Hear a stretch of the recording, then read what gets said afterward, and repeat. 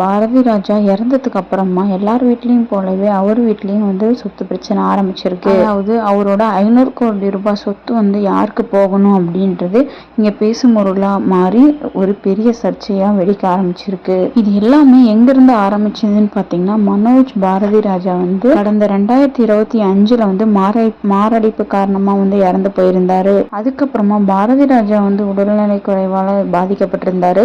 அந்த டைம்ல அவங்களோட மகளான ஜனனியை வந்து ஹாஸ்பிட்டல்ல அட்மிட் பண்ணி ட்ரீட்மெண்ட்லாம் பார்த்துட்டு இருந்தாங்க. அதை தொடர்ந்து மலேசியாலே கொஞ்ச நாள் பாரதி ராஜா வந்து அவங்க மகள் கூட இருந்தாரு. இந்த நிலையில 2 மாசத்துக்கு முன்னாடி தான் வந்து அங்க இருந்து ரிட்டர்ன் வந்திருந்தாரு. தொடர்ந்து உடல்நலை குறைவால பாதிக்கப்பட்ட பாரதி ராஜாவுக்கு ஹோம் நர்ஸ் அப்பாயிண்ட் பண்ணி ஜனனி வீட்ல இருந்தே ட்ரீட்மெண்ட் பார்த்துட்டு இருந்தாங்க. இந்த நிலையில தான் திடீர்னு பாரதி ராஜா இறந்து போயிருக்காரு. இறுதி சடங்கு அவரோட சொந்த ஊர்ல நடக்கணும் அப்படின்னு ஆசைப்பட்டதுனால அதுக்கான ஏற்பாடுலாம் ஒரு பக்கம் நடந்துட்டு இருந்துச்சு. ஆனா பாரதி ராஜாவுக்கு இப்படி ஒரு நிலைமை ஏற்பட்டிருக்க கூடாது அப்படின்னு கங்கை அமரன் கூட இறுதி சடங்குல வந்து சண்டை போட்டுட்டு இருந்தாரு. பாரதி ராஜாவை கடைசி காலத்துல யாருமே பார்க்காம விட்டுட்டீங்க, தனியா விட்டுட்டீங்க, இப்போ இறந்ததுக்கு அப்புறம் வரீங்களா அப்படின்னு அவங்களோட மகள் அவங்களோட மனைவியை வந்து கண்டபடி திட்டிட்டு இருந்தாரு. இதை தொடர்ந்து அவரோட கடைசி ஆசைப்படி அவரோட பண்ண வீட்டுலதான் அவர் வந்து புதைக்கணும் அப்படின்னு சொல்லி ஆசைப்பட்டிருந்ததுனால அந்த இடத்துல புதைக்கிறதுக்கான ஏற்பாடுலாம் பண்ணிட்டு இருந்தாங்க. அந்த இறுதி சடங்குல கலந்துக்கிறதுக்காக மனோஜ் பாரதி ராஜாவோட மகள் மற்றும் மனைவி இவங்க 3 பேருமே அங்க வந்திருந்தாங்க. பட் அவங்க எல்லாரையுமே அங்க இருந்து அனுப்பணும் அப்படின்ட்டு ஜனனி பிளான் பண்ணி பாரதி ராஜான ஒய்ஃபான நந்தனாவை கையை பிடிச்சி முறுக்கி அங்கிருந்து சேர்ல இருந்து எந்திரிச்சு போக சொல்லியிருக்காங்க.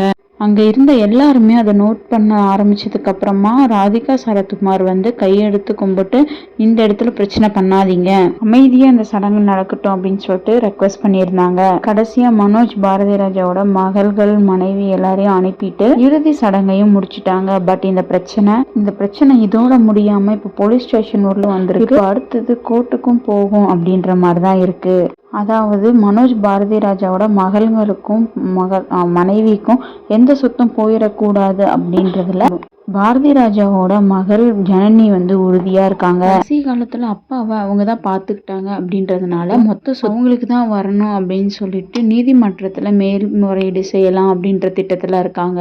அதுக்கான முதல் ஸ்டெப்பா பாரதி ராஜால வாங்கின அப்பார்ட்மெண்ட்ல மனோஜ் பாரதி ராஜாவோட மனைவி மகள்களை வந்து தங்க வச்சிருந்தாரு. அந்த அப்பார்ட்மெண்ட்டை காலி செஞ்சு கொடுக்கணும் அப்படின்னு சொல்லிட்டு ஜனனி வந்து பிரச்சனை பண்ண ஆரம்பிச்சிருக்காங்க. அதுக்கு மனோஜ் பாரதி ராஜாவோட மனைவி வந்து மறுக்கவே அவங்க வந்து போலீஸ் ஸ்டேஷன்ல கம்ப்ளைண்ட் பண்ணியிருக்காங்க. அடுத்தபடியா இந்த எல்லா சொத்துக்கும் நான் தான் வாரிசு, எனக்கு தான் வரணும் அப்படின்னு சொல்லிட்டு நீதிமன்றத்துல மேல்முறையீடு பண்ணதா வந்து சொல்லப்படுது. ஸோ இந்த விஷயம் வந்து சோசியல் மீடியால வைரல் ஆனதுக்கு அப்புறமா உலகத்துக்கே பாடம் சொன்ன பலரோட குடும்பத்திலையும் இறுதியில மனுஷ உறவுல வந்து சிக்கல் தான் வருது.